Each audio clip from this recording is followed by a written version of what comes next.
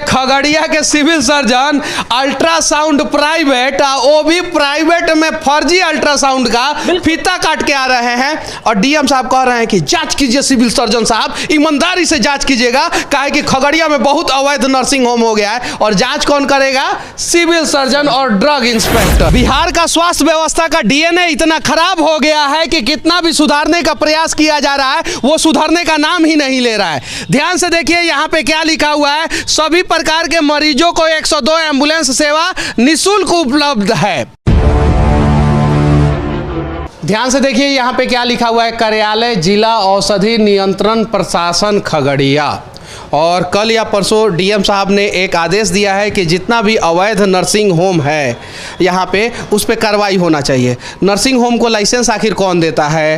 दवा का दुकान को लाइसेंस कौन देता है? देखिए, जो पिछले दफा जो लाइसेंस जो है एकदम पूरा कौड़ी के भाव में दिया गया, बाह्य को बेचा गया, बिल्कुल बाह्य रोग के नाम पर धड़ल्ले से नर्सिंग होम चल रहे हैं जिले में। और उसके बाद जिनको आप कह लीजिए कि अगर आप बिल्ली को कहिएगा कि दूध का जाकर के आप जांच करके दीजिए उसमें कितना मक्खन है, कितना क्रीम है, आप क्या उम्मीद कर सकते हैं? तो यही वाला सिचुएशन है। हमने आज खगड़िया यहाँ पे सर बैठे होंगे अभी। अब ये तो जो है ये क्षेत्र में रहते हैं लोग, जो ये ड्रग इंस्पेक्टर का ये चैम्बर है। लेकिन दिक्कत सबसे बड़ा चीज़ है कि धड़ल्ले से जो है बहुत सारे मेडिकल हैं जो बिना सर वसूली में रहेंगे। चैम्बर में क्या करेंगे? वसूलेंगे तो 1-2 लाख पर डे आएगा, जिसमें सिविल सर्जन सारे लोगों का हिस्सा बटेगा कि आपको चैम्बर में सर मिलेंगे। सर क्या बात आप। खगड़िया में अवैध नर्सिंग होम को लाइसेंस कौन दिया होगा? कौन देगा? यही ड्रग्स इंस्पेक्टर देता है, सिविल सर्जन देता है। और लगातार हम लोग आंदोलन इस पे किए, डीएम फिर लेटर इधर निकाला है, लेकिन अभी निकाला, आज बैठक हो रही है, 10 दिन के बाद फिर घाक का 3 पात। यही लोग जाएंगे जांच में, अपने हवलदार अपने एसपी सब ये अपने पहुंच जाएंगे। वो जो रफा दफा 1,50,000 जो जिस लायक का रहेगा उससे वो लेके रफा दफा। विडंबना इस बात का है ना कि एक मौत की जो कीमत होती है ना वो 50,000, 1 लाख, 1.5 लाख रुपए में तय कर दी जाती है। किसी भी फर्जी नर्सिंग होम में जाइए, वहाँ पे जो है जो नॉन टेक्निकल बंदा है, किसी के यहाँ 2 साल 4 साल 5 साल सीख लेता है, उसके बाद वो अपना नर्सिंग होम चला रहा होता है और इसी सदर अस्पताल चौक के नाक के नीचे होता है, उसके बाद कुछ नहीं दिखता है। और सबसे बड़ा विडंबना है कि अगर उसके यहाँ मौत हो जाती है 1.5 से 2 लाख रुपया लेकर के, और बहुत सारे ऐसे समाज के लोग हैं जो बैठ करके पंचायत कर देते हैं, FIR तक नहीं होती है जनाब। ये स्थितियां हैं और ये फर्जी क्लिनिक नासूर बना हुआ है इसलिए क्योंकि जो गरीब व्यक्ति है। फर्जी क्लिनिक सिर्फ और सिर्फ खगड़िया के लिए नासूर नहीं बना हुआ है, पूरे बिहार के लिए नासूर बना हुआ है। और फर्जी क्लिनिक का लाइसेंस जो है इसी सब कार्यालय के द्वारा और सिविल सर्जन सुपरिटेंडेंट के द्वारा दी जाती है। बिल्कुल, अगर यदि चाह ले एक सिविल सर्जन, अगर चाह ले एक ड्रग इंस्पेक्टर चाह ले कि जिले में एक भी सिविल जो है फर्जी क्लिनिक नहीं रहेगा, एक भी नहीं चल सकता। आपको लगता है कि अगर ये लोग चाह लेंगे तो कोई एक फर्जी जो है दवाई का दुकान खोल लेगा क्या? एक टेबलेट नहीं बेच सकता है जनाब। लेकिन इन लोगों की मंशा में साफ तरीके से खोट है। सीधी सी बात है, हम ये नहीं कर रहे हैं कि आप वसूली कर रहे हैं, क्या कर रहे हैं। अगर यदि आप कार्रवाई नहीं कर रहे हैं तो ये मंशा तो साफ जाहिर हो रहा है कि आप काहे छोड़े हुए हैं, आप काहे लोगों को जो है पनपने दे रहे हैं ऐसे लोगों को। तो यहाँ पे बहुत सारा नर्सिंग होम अवैध है, बहुत सारा है, बहुत सारा दवा का दुकान अवैध है, कुकर मुत्ते की तरह है। और एक बार देखिए, एक बार भी शायद हाई कोर्ट में कुछ ये हुआ था पिछले बार, जांच घर का सूची है जितना जांच घर अवैध है खगड़िया में, उसके बाद बंद नहीं करवा पाए सिविल सर्जन। होगा बताइए। अब जैसे रविकांत चौरसिया लैब खुला हुआ है, रविकांत चौरसिया लैब के ऊपर कार्रवाई का आया नोटिस, तो फिर यहाँ हटा दिए, इसमें लिख दिए हैं जो है श्रीकांत लैब लिख दिए। भैया आदमी वही रहता है, नामा चेंज हो जाता है और फिर श्रीकांत लैब पे आएगा तो फिर रविकांत चौरसिया कर लिया जाए। यही सब चीज का खेल चल रहा है। यानी इतना कह लीजिए कि हर साल में देखिए अवैध नर्सिंग होम और अवैध दवा का दुकान तथा अवैध पैथ लैब जो है वो किस प्रकार से खेल करते हैं। पहले श्रीकांत चौरसिया के नाम पे वो नर्सिंग होम खोलेंगे, उसके बाद से ऊपर से जांच का आदेश आएगा तो वो रविकांत चौरसिया के नाम से कर देंगे और हर साख पर उल्लू बैठा है। और उसके बाद विडंबना देखिए, जितने भी प्रखंड में जो भी चिकित्सा पदाधिकारी होते हैं वो सबको जानते हैं, A to Z हर लोगों को जानते हैं। कई ऐसे जो चिकित्सा पदाधिकारी हैं वो किसी न किसी निजी नर्सिंग होम वाले से टाई अप रहते हैं, वहाँ पर जाकर के वो मरीज देखते हैं, वहाँ पर जाकर के ऑपरेशन करते हैं।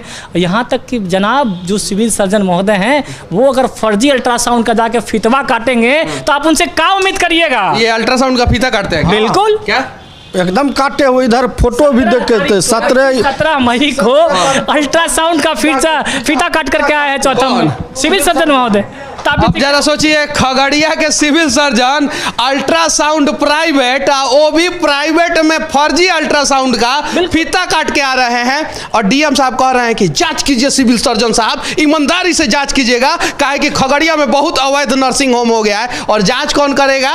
सिविल सर्जन और ड्रग इंस्पेक्टर। देखिए, अगर इसमें जो 3 मैन कमेटी बनाई जाए, एक दिन के अंदर जो है जितने सारे फर्जी नर्सिंग होम है उसको बंद कराया जा सकता है। 3 मैन कमेटी बनाई जाए जिसमें एक चिकित्सा पदाधिकारी हो, उसके बाद प्रशासनिक विभाग के अधिकारी हो, जो कि एकदम पेटेंट लोग, जिनके पास में ना तो पिक एंड चूज ना ही कोई जो है पैरवी। देखिए, सबसे बड़ा चीज़ है, जितने भी नर्सिंग होम हैं वो किसी न किसी जो है सत्ता संरक्षित या फिर जो पक्ष कह लीजिए, विपक्ष कह लीजिए, राजनीतिक पार्टियां से ताल्लुक रखने वाले लोग होते हैं।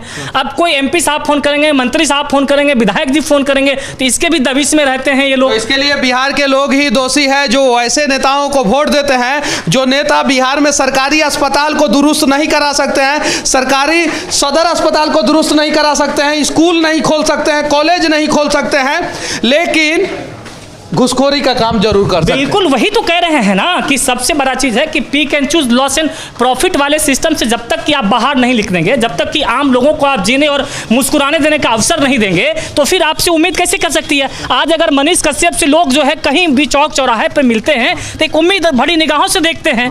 आप बताइए कि जिस तरीके से जो सिस्टम है, चलिए इसको उम्मीद भरी निगाहों से देखिए। बिहार का स्वास्थ्य व्यवस्था का DNA इतना खराब हो गया है कि कितना भी सुधारने का प्रयास किया जा रहा है, वो सुधरने का नाम ही नहीं ले रहा है। ध्यान से देखिए, यहाँ पे क्या लिखा हुआ है? सभी प्रकार के मरीजों को 102 एम्बुलेंस सेवा निःशुल्क उपलब्ध है।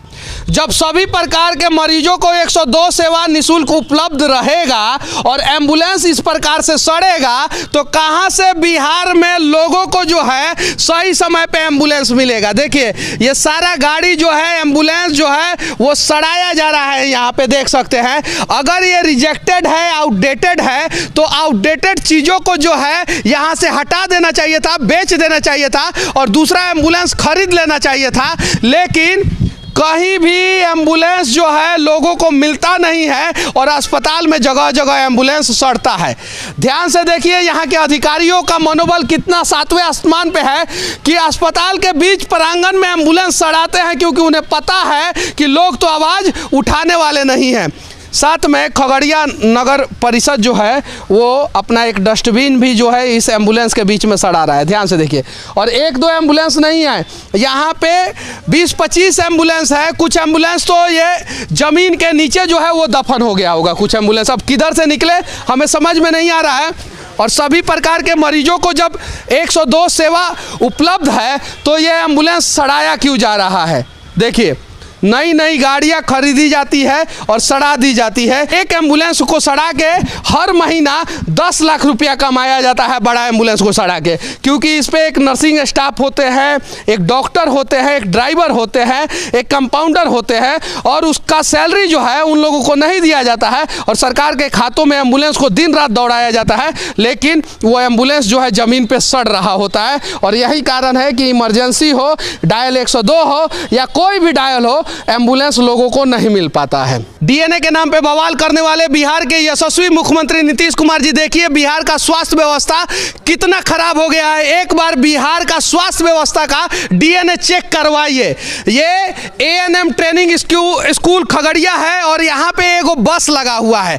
ध्यान से देखिए, इस बस पे आगे क्या लिखा हुआ है? अशोका लीलैंड देखिए लिखा हुआ है यहाँ पे, और बस के टायर के नीचे देखिए पीपल का पेड़ जम गया है। जरा सोचिए, यानी बस नहीं निकला है और नया बस है, एकदम टकाटक बस है, और इस बस को जो है स्वास्थ्य विभाग बिहार सरकार ने दिया है, जो खगड़िया में दिया है। अच्छा ये बताइए, इसमें कोई अधिकारी है कि नहीं है? अभी जैसे ही आपके बारे में जानकारी मिली, सब लोग ऊपर भाग गया, चला गया। और हम लोग अंदर नहीं जा सकते हैं, क्योंकि अंदर जो है लड़की रहती है। और देखिए, ये जो है नया बना हुआ है, कितना साल पहले बना हुआ है? इधर बहुत जो है नियरेस्ट हल्का इधर हाल फिलहाल में बना है, और ये भ्रष्टाचार का भेंट चढ़ गया। देखिए ऊपर से जो है पूरा पानी चूता है, और ये नया बस है, ये नया बस है। नीतीश कुमार जी एक बार इसका DNA टेस्ट क्यों नहीं करवाते हैं? नया बस, नया एम्बुलेंस सड़ा दिया जाता है और उसका इस्तेमाल नहीं किया जाता है। कहीं नहीं तो कहीं बिहार के गरीब भोले भाले जनता का टैक्स का पैसे का कितना गलत तरीके से इस्तेमाल किया जाता है। ध्यान से देखिए, इस बस के टायर के नीचे इतना ना बड़ा ब्रेकर लगा दिया गया है कि बसवा चाह के भी यहाँ से भागेगा नहीं। देख सकते हैं। और एक बस से कम 2.5 से 3 लाख रुपया हर महीना ये लोग कमाते होंगे अवैध तरीके से। डीजल, ड्राइवर, कंडक्टर, इसका बस का मेंटेनेंस। और ये बस जो है यहाँ से निकला नहीं है, लेकिन गैरेज में कागज पे कितना बार इस बस का इलाज हो चुका होगा। सही, ड्राइवर भी है, 3 ड्राइवर भी है, 3 ड्राइवर है बस, 3 ड्राइवर वगैरह भी है। आप बताइए कि आखिरकार इस ड्राइवर का सैलरी तो मिल रहा होगा। हाँ, लेकिन ये तो चला नहीं रहे हैं कभी, ये कभी नहीं चला रहे हैं। और ये बस देखिए कितना टकाटक है, अशोका लीलैंड का बस है ये। और ये खगड़िया में है, राज्य स्वास्थ्य समिति बिहार परिवार कल्याण भवन शेखपुरा पटना। और ये कितना बढ़िया से कल्याण कर रहा है। हाँ, हालांकि इमरजेंसी एग्जिट जरूर है इस बस में देखिए। और जगह जगह पे ये बस जो है अब सड़ना शुरू कर दिया है। नया बस ला के यहाँ पे रखा गया है। और यहाँ पे फायर फाइटिंग के लिए भी एगो सिलेंडर रख दिया गया है कि कहीं गलती से बसवा में अपने आप आग लगेगा तो बुझाया जाएगा, लेकिन आगवा तो बुझाया जाता नहीं है। और ये नया बस है, एकदम टकाटक बस है और इसका कभी भी इस्तेमाल नहीं किया गया है। यानी जिस चीज़ की ज़रूरत है वो चीज़ें नहीं खरीदी जाएगी और जिस चीज़ की ज़रूरत नहीं है वो चीज़ें खरीद ली जाएगी। और बस में देखिए सेफ्टी पैरामीटर एकदम पूरा ध्यान से रखा गया है। हर सीट में जो है ना वो सीट बेल्ट है। ध्यान से देखिए, आप देखे हैं कभी बस में सीट बेल्ट? हम तो नहीं देखे हैं, आप लोग देखे होंगे तो बताइएगा जरूर। लेकिन हर सीट पर जो है सीट बेल्ट है। यानी आधुनिक बस है ये, नया बस है। और ड्राइवर को कहीं किसी भी प्रकार का प्रॉब्लम ना हो उसके लिए पंखा लगा हुआ है। SOS का बटन है हर जगह, हर जगह। यानी कहीं भी किसी भी प्रकार का आपातकालीन स्थिति होगा, या कभी कभी हम लोग सुनते हैं कि लड़कियों को कोई छेड़ देता है बस में, तो SOS बटन हर जगह है। और ये स्वास्थ्य विभाग बिहार सरकार का बस है जो यहाँ पे सड़ रहा है। ओट लगा दिया गया है और बस के नीचे पीपल का पेड़ उग गया है। जानते हैं क्या है? कि ये है सरकारी बस और इसको ऑक्सीजन की ज्यादा जरूरत होती है और पीपल सबसे ज्यादा ऑक्सीजन देता है, इसीलिए इसके टायर के नीचे ऑक्सीजन का पेड़, पीपल का पेड़ उग गया है। ध्यान से देखिए, बिहार सरकार और बिहार सरकार के नेतागण, एक बार आप लोग ईमानदारी पूर्वक अपना अपना DNA जो है अपने ही मशीन से चेक कीजिए, पता चल जाएगा कि आप लोग ईमानदार हैं कि भ्रष्ट हैं। आप लोग अपने से चेक कीजिए, क्योंकि DNA के नाम पे बिहार में खूब बवाल हुआ था। DNA से प्रॉब्लम नहीं है बिहार को प्रॉब्लम है भ्रष्टाचार से।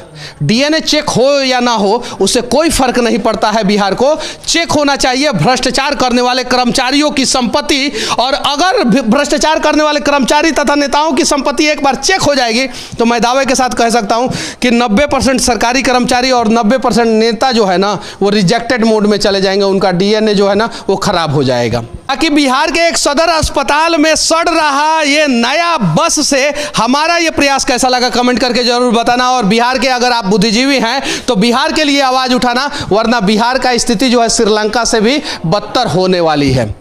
जय हिंद।